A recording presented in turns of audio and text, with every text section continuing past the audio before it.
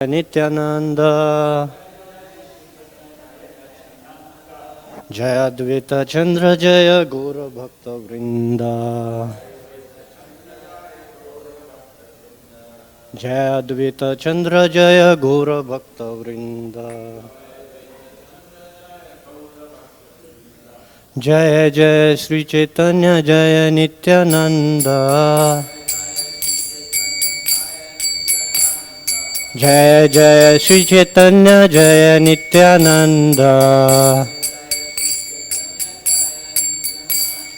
Jaya Advaita Chandra Jaya Gora Bhakta Vrinda Jaya Advaita Chandra Jaya Gora Bhakta Vrinda Jaya Jaya Sri Chaitanya Jaya Nityananda Jaya Jaya Sri Chaitanya Jaya Nityananda Jaya Advaita Chandra Jaya Gora Bhakta Vrinda Jaya Advaita Chandra Jaya Gora Bhakta Vrinda.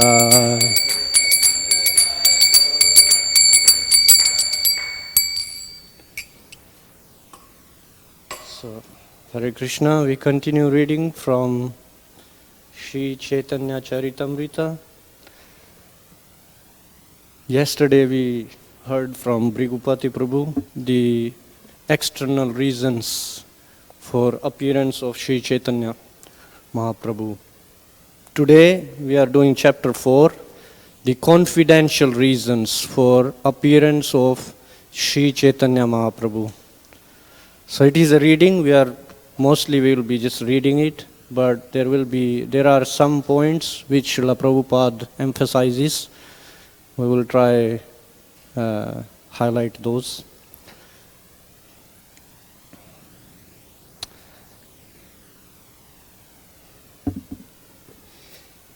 In this chapter of the epic Chaitanya Charitamrita, Krishnadas Kaviraj Goswami has stressed that Lord Chaitanya appeared for three principal purposes of his own.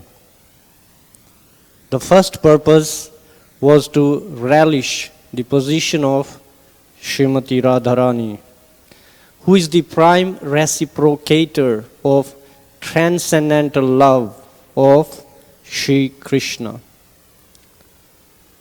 Lord Krishna is the reservoir of transcendental loving transactions with Srimati Radharani. The subject of those loving transactions is the Lord Himself, and Radharani is the object. Thus, the subject, the Lord, wanted to relish the loving mellow in the position of the object, Radharani. The second reason for his appearance was to understand the transcendental mellow of himself. Lord Krishna is all sweetness. Radharani's attraction for Krishna is sublime. And to experience that attraction and understand the transcendental sweetness of himself, he accepted the mentality of Radharani. The third reason that Lord Chaitanya appeared was to enjoy the bliss tasted by Radharani. The Lord thought that undoubtedly Radharani enjoyed his company, and he enjoyed the company of Radharani. But the exchange of transcendental mellow between the spiritual couple was more pleasing to Srimati Radharani than to Sri Krishna. Radharani felt more transcendental pleasure in the company of Krishna than he could understand without taking her position. But for Sri Krishna to enjoy in the position of Srimati Radharani was impossible, because that position was completely foreign to him.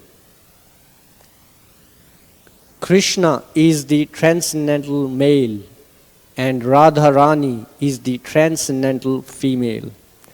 Therefore, to know the transcendental pleasure of loving Krishna, Lord Krishna himself appeared as Lord Chaitanya, accepting the emotions and bodily lustre of Srimati Radharani.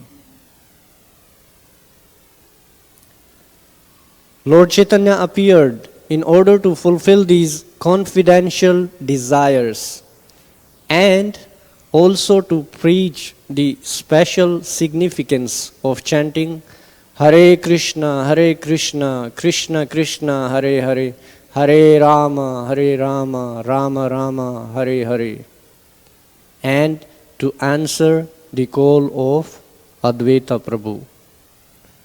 These were secondary reasons. Sri Swarup Damodar Goswami was the principal figure among Lord Chaitanya's confidential devotees. The records of his diary have revealed these confidential purposes of the Lord. These revelations have been confirmed by the statements of Srila Rupa Goswami in his various prayers and poems. This chapter also specifically describes the difference between lust and love. The transactions of Krishna and Radha are completely different from material lust. Therefore, the author has very clearly distinguished between them.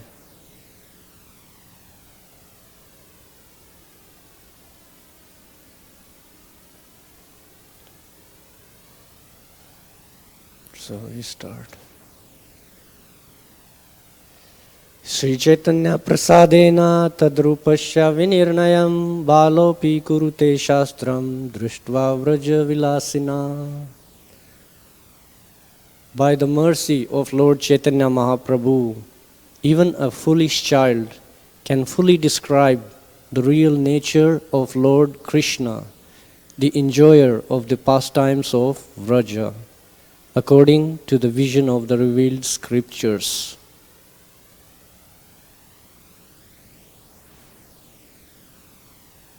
I'm checking which text to start reading the purports.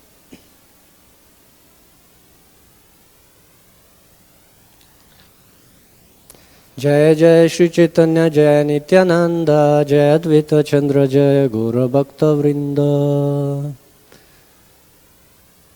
Chaturtha slokera artha kela vivaran Panchama slokera artha suna bhaktagan. I have described the meaning of the fourth verse. Now, O devotees, kindly hear the explanation of the fifth verse. मूल श्लोकेरा अर्थ करिते प्रकाश अर्थ लगाइते आगे कहिए आभास. Just to explain the original verse, I shall first suggest its meaning. चतुर्थ श्लोकेरा अर्थ एकेला सार प्रेम नाम प्रचारिते ए अवतार. I have given the essential meaning of the fourth verse. This incarnation, Sri Chaitanya Mahaprabhu, descends to propagate the chanting of the holy name and spread love of God. Satya e hetu kintu eho bahiranga ar ek hetu sun ache antaranga. Although this is true, this is but the external reason for the Lord's incarnation. Please hear one other reason, the confidential reason for the Lord's appearance.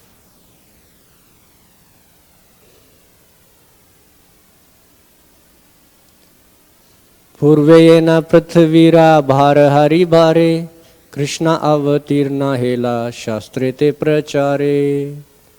The scriptures proclaim that Lord Krishna previously descended to take away the burden of the earth.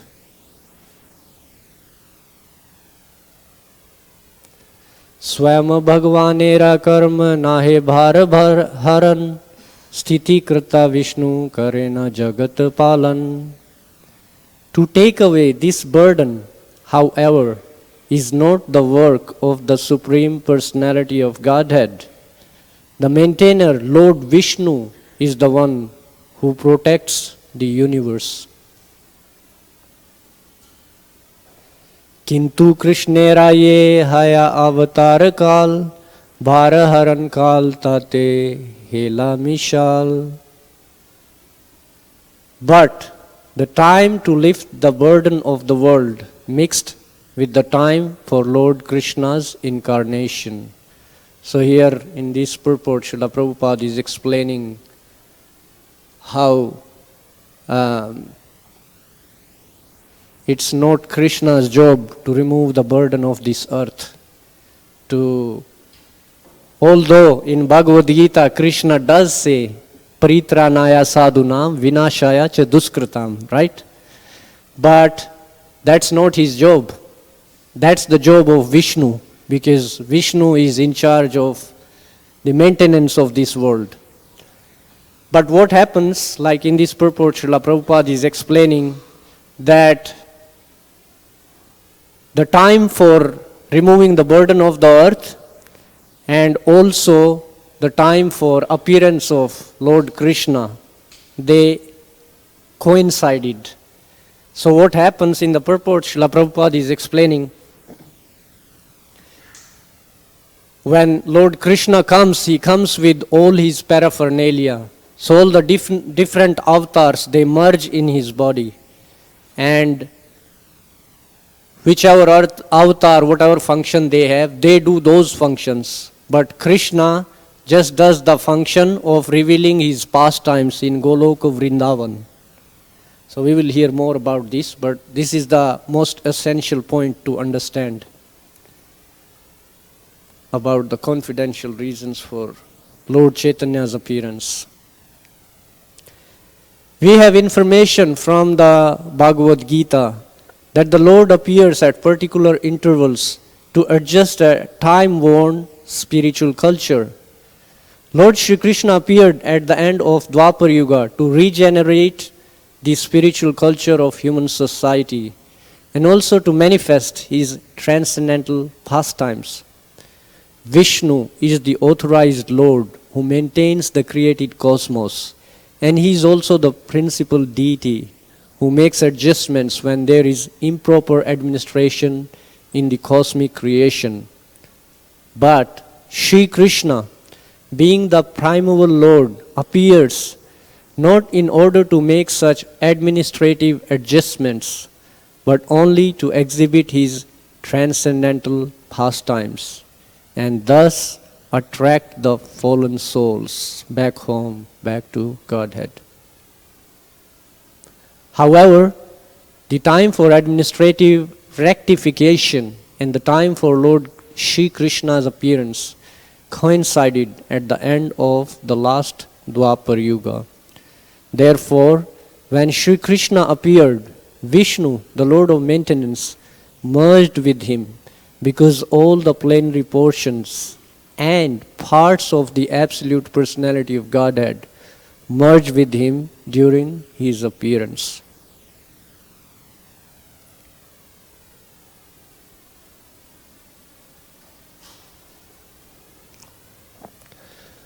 पूर्ण भगवान अवतारे ये काले are सब अवतार ताते आसी मिले. When the complete Supreme Personality of Godhead descends, all other incarnations of the Lord meet together within him. Narayan चतुर्व्यूहा मत्स्यादि अवतार युग मनवंतार अवतार याते आचे आर सबे आसी कृष्ण अंगे हया अवतीर्णा आयचे अवतारे कृष्ण भगवान पूर्ण. Lord Narayan, the four primary expansions, Vasudev, Sankarshan, Pradyumna, and Aniruddha. Matsya and the other Leela incarnations, the Yuga avatars, the Manvantara incarnations, and as many other incarnations as there are, all descended in the body of Lord Krishna. In this way, the complete Supreme Godhead, Lord Krishna himself appears. Ateva Vishnu takhana Krishnera sharire, Vishnu dware kare Krishna asura samhare. This is a very interesting point. At that time, therefore, Lord Vishnu is present in the body of Lord Krishna, and Lord Krishna kills the demons through him. So we hear from devotees that Krishna doesn't kill the demons himself. So here is the reference. It's Lord Vishnu who does the killing. Of course, we should understand Lord Vishnu is Lord Krishna, but in Vishnu avatar, he doesn't show all the, we can say, all the special features that are present there in Sri Krishna. We'll hear more about it here. Anusanga karma e asura maran, ye lagi avatar kahi se mula karan. Thus, the killing of the demons is but secondary work.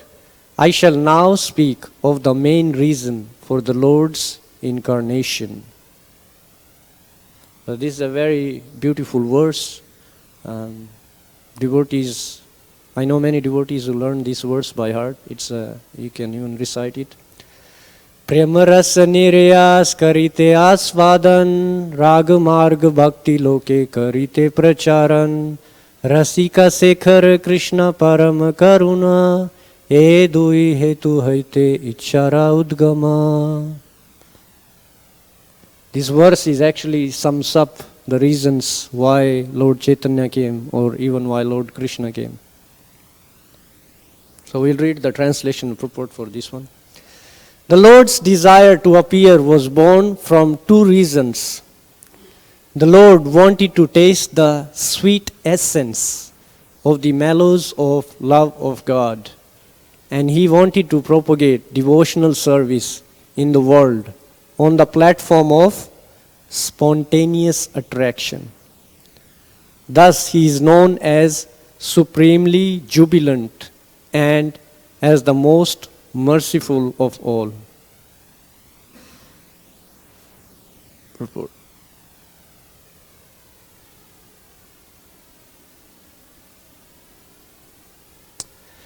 During the period of Lord Krishna's appearance, the killing of asuras or non-believers such as Kamsa and Jarasandha was done by Vishnu, who was within the person of Sri Krishna. Such apparent killing by Lord Sri Krishna took place as a matter of course and was an incidental activity for him.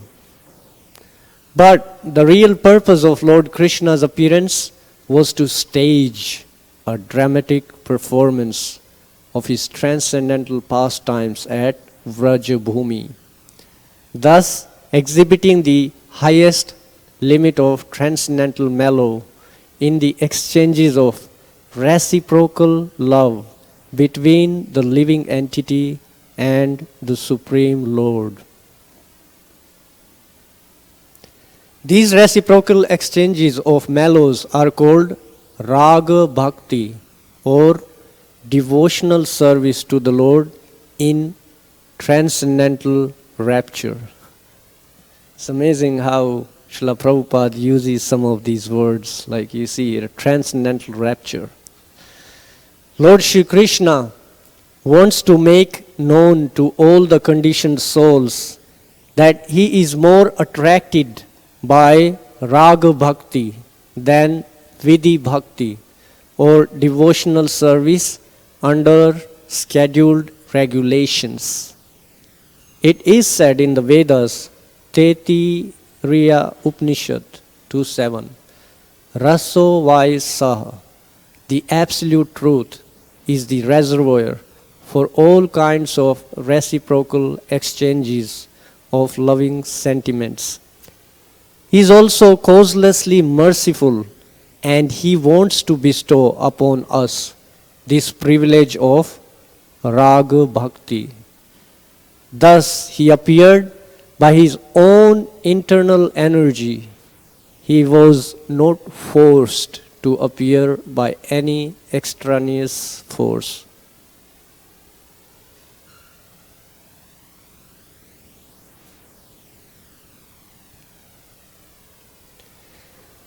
Aishwarya ज्ञाने ते सब जगत मिश्रिता, ऐश्वर्या सिथिला प्रेमे नाहि मोर प्रीता.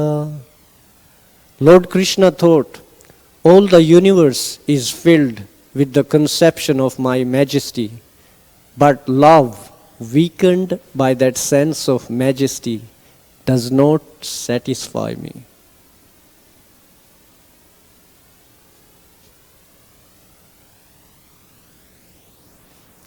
आमारे ईश्वर माने अपना केहीन, तार प्रेम वश आमी नाहि अधीन. If one regards me as the Supreme Lord and himself as a subordinate, I do not become subservient to his love, nor can it control me.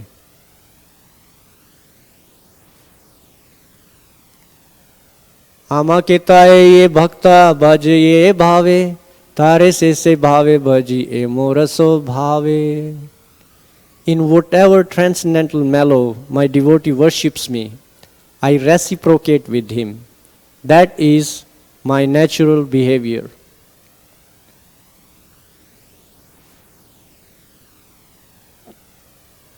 Okay, I'll read this purport. The Lord, by his inherent nature, reveals himself before his devotees according to their inherent devotional service. The Vrindavan pastimes demonstrated that although generally people worship God with reverence, the Lord is more pleased when a devotee thinks of him as his, listen to this word, pet son, personal friend, or most dear fiancé, and renders service unto him with such natural affection. The Lord becomes a subordinate object of love in such transcendental relationships. Such pure love of Godhead is unadulterated by any tinge of superfluous non-devotional desires and is not mixed with any sort of fruitive action or empiric philosophical speculation. It is pure and natural love of Godhead, spontaneously aroused in the absolute stage. This devotional service is executed in a favorable atmosphere, freed from material affection.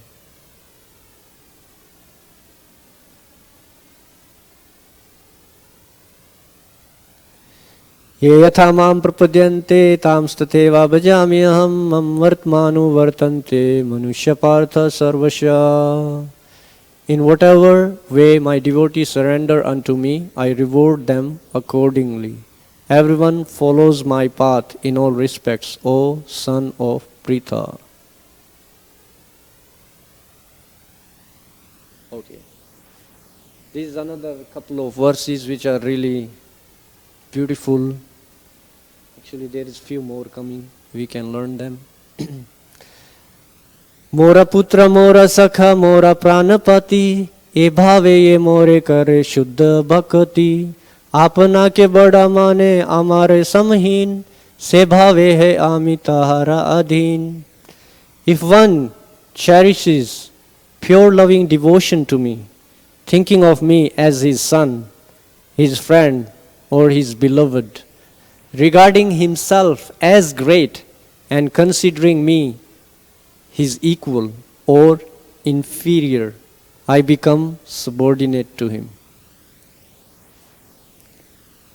In the Chaitanya Charitamrita, three kinds of devotional service are described, namely Bhakti, ordinary devotional service, Shuddha Bhakti, pure devotional service, and Vidha Bhakti, mixed devotional service. Which one are we performing? You don't have to answer. When devotional service is executed with some material purpose, involving fruitive activities, mental speculations, or mystic yoga, it is called mixed or adulterated devotional service. Besides Bhakti Yoga, the Bhagavad Gita also describes Karma Yoga, Jnana Yoga, and Dhyana Yoga. Yoga means linking with the Supreme Lord, which is possible only through devotion. Fruitive activities ending in devotional service. Philosophical speculation ending in devotional service. And the practice of mysticism ending in devotional service are known respectively as Karma Yoga, Jnana Yoga, and Dhyana Yoga. But such devotional service is adulterated by the three kinds of material activities. For those grossly engaged in identifying the body as the self, pious activity or Karma Yoga is recommended. For those who identify the mind with the self, philosophical speculation or Jnana Yoga is recommended. But devotees standing on the spiritual platform have no need of such material conceptions of adulterated devotion. Adulterated devotional service does not directly aim for love of the Supreme Personality of Godhead. Therefore, service performed strictly in conformity with the revealed scriptures is better than such Vidha Bhakti because it is free from all kinds of material contamination. It is executed in Krishna consciousness solely to please the Supreme Personality of Godhead. Those who are spontaneously devoted to the Lord and have no aims for material gain are called attracted devotees. They are spontaneously attracted to the service of the Lord, and they follow in the footsteps of self-realized souls. Their pure devotion, Shuddha Bhakti, manifested from pure love of Godhead, surpasses the regulative principles of the authoritative scriptures. Sometimes loving ecstasy transcends regulative principles. Such ecstasy, however, is completely on the spiritual platform and cannot be imitated. The regulative principles, this is for us.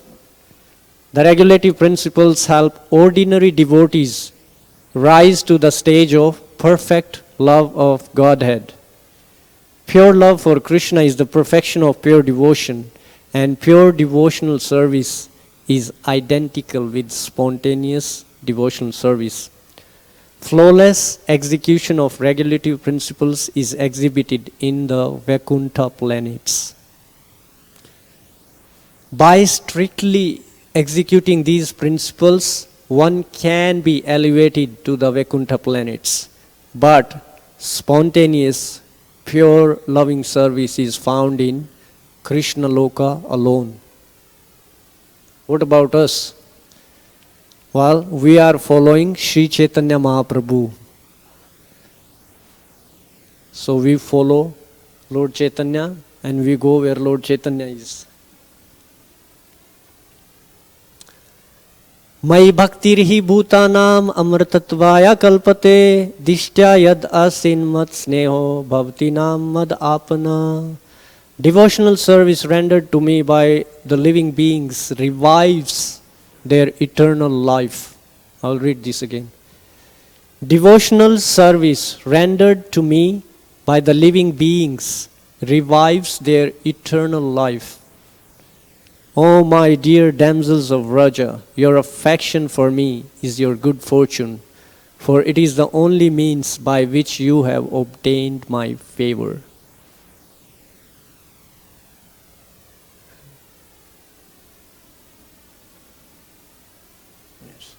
So this is an important point to remember. Devotional service revives our eternal life.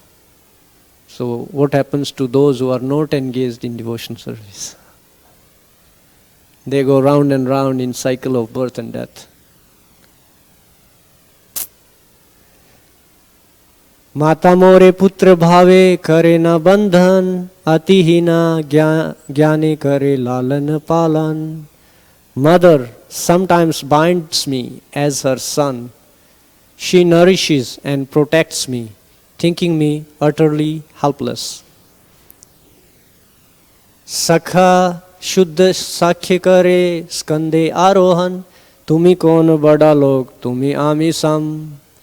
My friends climb on my shoulders in pure friendship, saying, "What kind of big man are you? You and I are equal."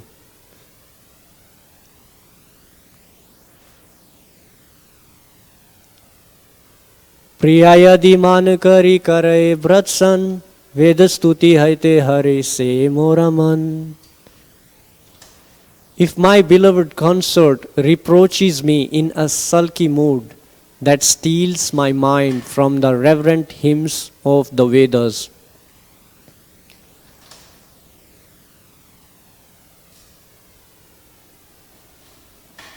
okay, this one has some points for us to know, so I will read this.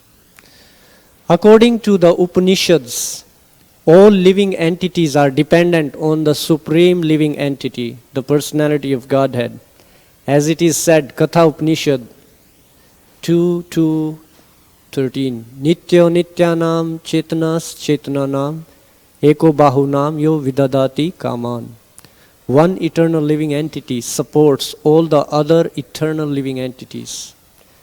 Because the Supreme Personality of Godhead maintains all the other living entities, they remain subordinate to the Lord, even when joined with Him in the reciprocation of loving affairs. So what does it mean?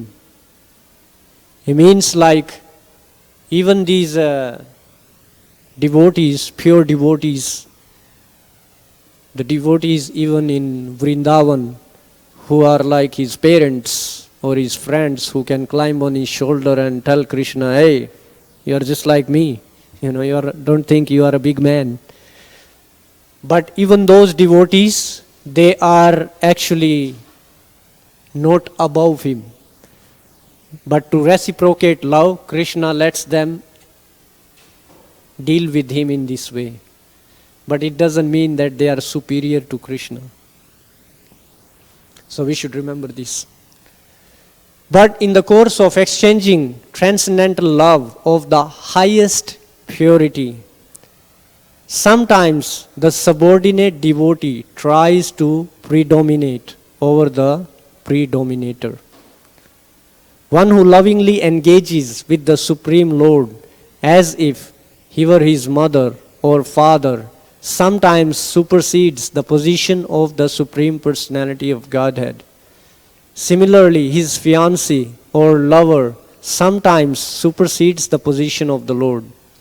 But such attempts are exhibitions of the highest love. Only out of pure love does the subordinate lover of the Supreme Personality of Godhead chide him. The Lord, enjoying this chiding, takes it very nicely. The exhibition of natural love makes such activities very enjoyable. In worship of the Supreme Lord with veneration, there is no manifestation of such natural love because the devotee considers the Lord his superior.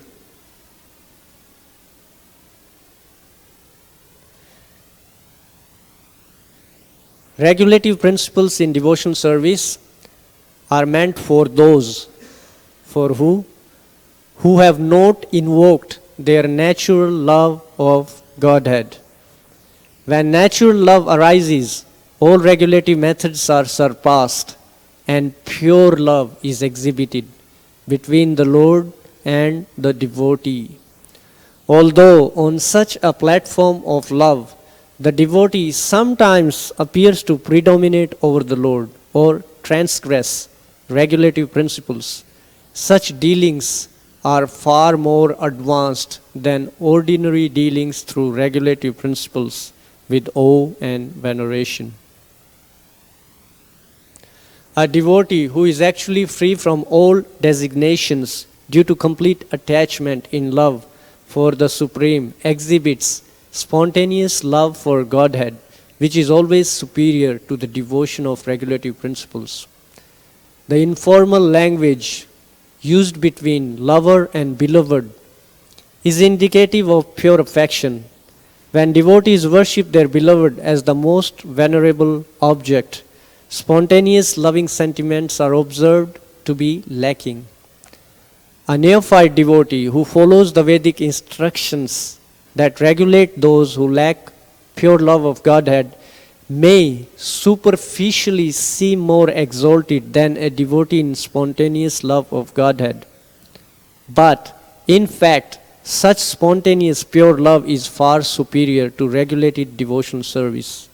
Such pure love of Godhead is always glorious in all respects, more so than reverential devotional service rendered by a less affectionate devotee.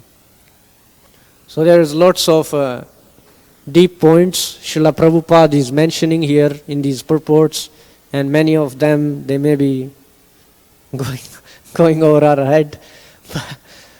But we can understand that maybe we can take example of a couple of devotees. So in here it mentioned that sometimes the mother binds me. We can see the pastime of Mother Yashoda binding Krishna.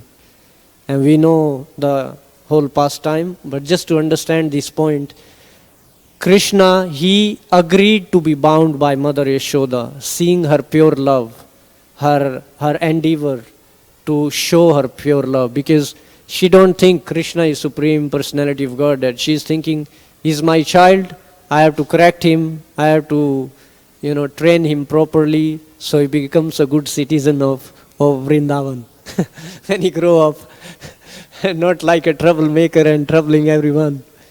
So, but we can see there Lord Krishna agrees to be bound by Mother Yashoda. But if we remember the pastime of Akrura taking Lord Krishna to Mathura, and he asked him, please don't leave me, please come to my house, bless my house. And Lord Krishna told him, right now I have many other businesses to take care, but I will definitely visit you. So he didn't agree to Akrura, because there is different relationship. Of course, Akrura is also a pure devotee, but you can see the difference. And so same way here in these purports, Srila Prabhupada is explaining that Lord Chaitanya, he is teaching this Raga Bhakti. He come to give this Raga Bhakti where one can attract Lord Krishna by their pure devotion. But someone who is not on that platform, they should not act like that. That will be imitation. So we should not imitate Raga Bhaktas like Rupa Goswami or even like Srila Prabhupada. We cannot imitate them because they are personally empowered by Lord Krishna. But what we can do, we can follow in their footsteps. By following this Vidhi Bhakti, we will become purified, our pure love will manifest, and then we will be able to relate to Krishna on more spontaneous ways. There's one more minute, let's see, we can read a few more. Oh yeah. So this is Lord Chaitanya saying here, he's showing the mood of Lord Chaitanya, why he is coming. E Shuddha Bhaktalaya Karimu Avatar Kariba Vividha Vida Adbhuta Vihar Vaikuntha Denahi Ye Leela Ra Prachar Sese Leela Kariba Yate Mora Chamatkar. This is 27 and 28. So these are also good verses to learn. Taking these pure devotees with me, I shall descend and sport in various wonderful ways. Even unknown in Vaikuntha, I shall broadcast such pastimes by which even I am amazed. So I'll read this purport, and I think this will be the last verse we'll be reading. Lord Krishna, in the form of Lord Chaitanya, educates his devotees to develop progressively to the stage of pure devotional service. Thus, he appears periodically as a devotee to take part in various wonderful activities depicted in his sublime philosophy and teachings. There are innumerable Vaikuntha planets in the spiritual sky, and in all of them the Lord accepts the service rendered by his eternal devotees in a reverential mood. Therefore, Lord Sri Krishna presents his most confidential pastimes as he enjoys them in his transcendental realm. Such pastimes are so attractive that they attract even the Lord, and thus he relishes them in the form of Lord Chaitanya. Shri Chaitanya Mahaprabhu ki jai. Just one point on this. We can remember the pastime of Mahavishnu.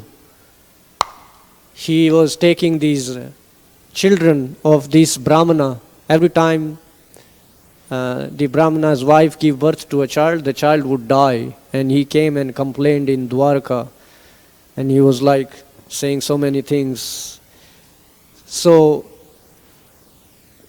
Lord Krishna, he took Arjuna there, and there Mahavishnu, he says that I wanted to see you. I cannot come there, but I had to find some way so I can get your darshan. So even different avatars of Krishna, they are attracted to his pastimes of Vrindavan. And even Lord Narayan. So same Lord Krishna, there is another pastime where Lord Krishna is looking at the reflection of himself. In Dwarka, he is looking at the floor and he sees his own reflection.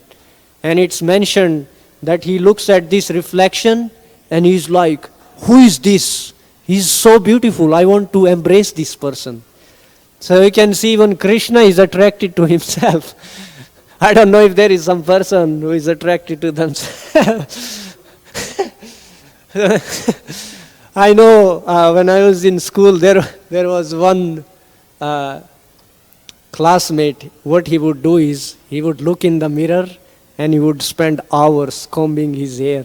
He wasn't really very handsome. He was handsome, but not like, So he would spend hours combing his hair. Oh, can you turn this off?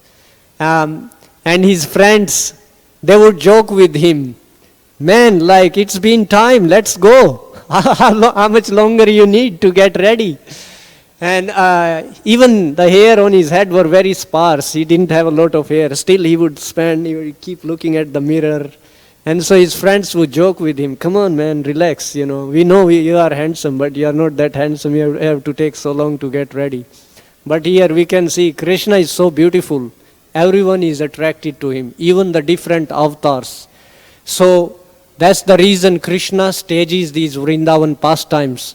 So all kinds of living entities, they can be attracted to these pastimes and they can give up their attachment to material world, material existence. It's a very big chapter. I don't know if we can cover the whole, but these were some important set of verses at start that we could discuss. Rabindranath Prabhu wants to say something.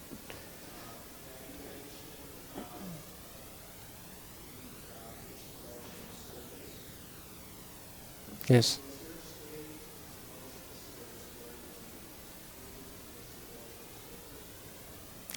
His question is there a stage in the practice where one is freed from mixed devotional service? Well, like we read here, when one is freed from mixed devotional service, then one's pure love will manifest and they will perform service in that consciousness. But the different stages, they are described in Nectar of Devotion.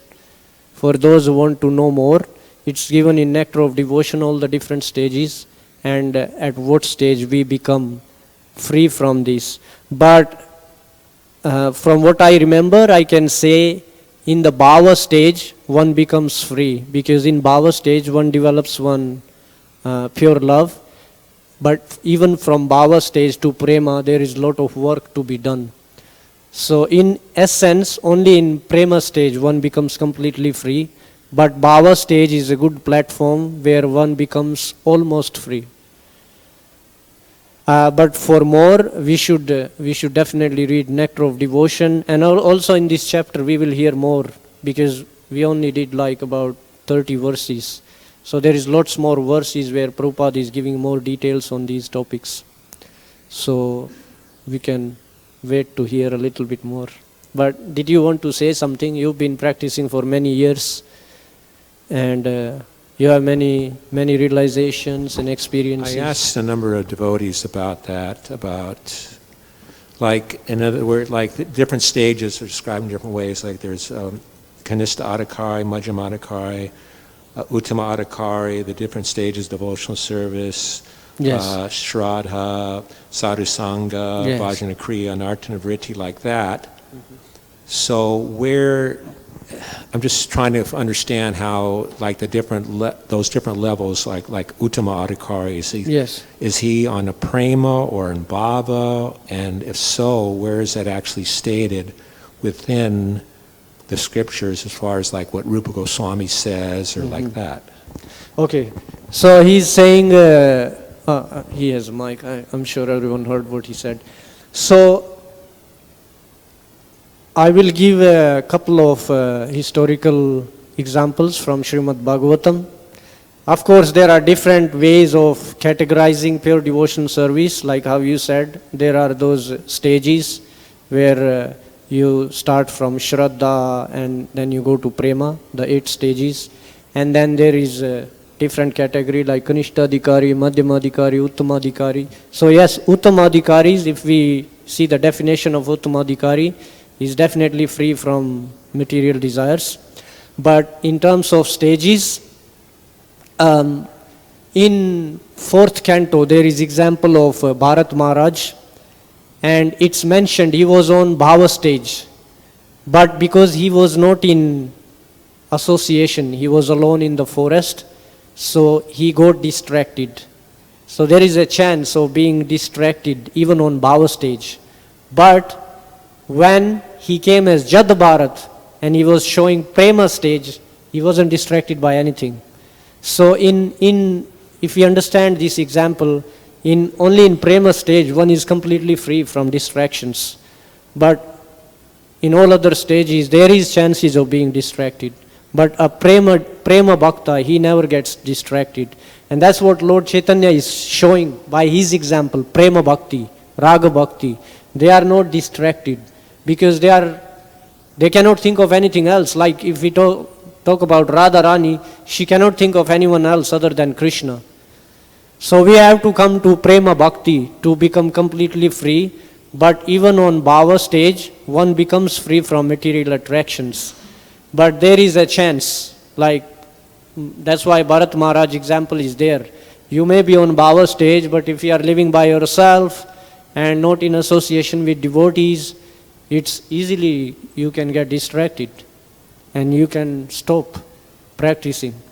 But in prema stage, even if you by yourself, you will not be distracted. We can see like Narada Muni, he's always traveling all different places, he's traveling by himself, he don't have any assistant. But he's not distracted, he's always absorbed in glorifying Lord Krishna. So I don't know like specific references on the top of my memory right now, but if we go to how you are talking about, like if in 11th canto in Srimad Bhagavatam, the Navyogendras, they give definition of Kanishta Adhikari, Madhyama Adhikari, Uttama Adhikari. We can read those, and there it's clearly described how Uttama Adhikari, one cannot become a Uttama Adhikari if he is not free from material desires, because that's against the definition of Uttama Adhikari. But of course, even within that, like within pure devotees, there are so many different degrees. Like Radharani is the greatest devotee, but her love is the most intense.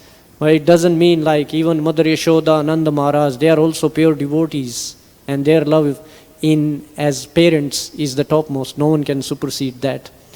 So even within pure devotion, there are different degrees, but in terms of understanding, one does not completely become free unless one comes to prema stage, understanding this pastime of Bharat Maharaj. That's what I can remember, but I don't remember specific verses from Srimad Bhagavatam, but I'm sure if we study that pastime, we can find some references there. Okay. Thank you. Thank you. Shri Chaitanya Charitamrita की जय, श्री चैतन्य महाप्रभु की जय, श्री गौर पूर्णिम की जय.